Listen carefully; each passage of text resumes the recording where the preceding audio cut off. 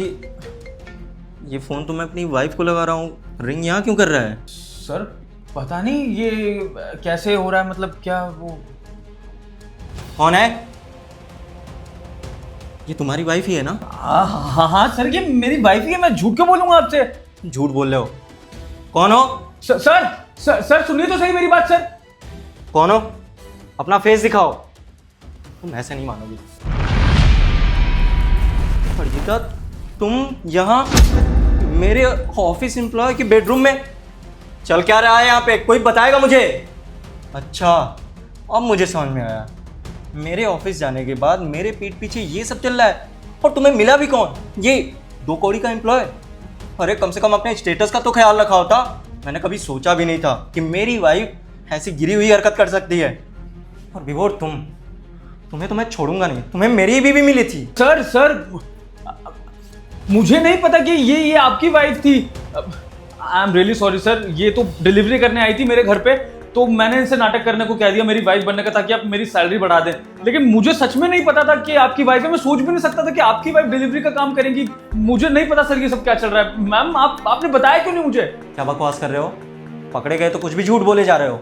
मेरी बीवी डिलीवरी का काम क्यों करेगी? हाँ, बस सतीश, ये बिल्कुल ठीक बोल रहे हैं। हमारा कोई ऐसा वैसा चक्कर नहीं चल रहा है। और हाँ, मैं ये डिलीवरी का काम करती हूँ। तुम बताओ क्या गलत है इसमें? तुम इतने बड़ी कंपनी के ओनर हो, इतने सारे पैसे कमाते हो, उसके बाद भी जब भी मैं तुमसे पैसे मांगती हूँ तुम तो कभी नहीं देते। इतना कंजूस बन के कहाँ जाओगे तुम? तुमने आज तक मेरी कभी मदद करी है? अरे जब मैं तुमसे पैसे मांगती थी तब तुमने मना किया है मुझे। अरे तुम मेरे पति हो, अगर तुम मेरी मदद नहीं करोगे तो कौन करेगा? मेरे पास कोई और ऑप्शन ही नहीं था, इसलिए मुझे जो भी काम सही लगा मैंने वो किया।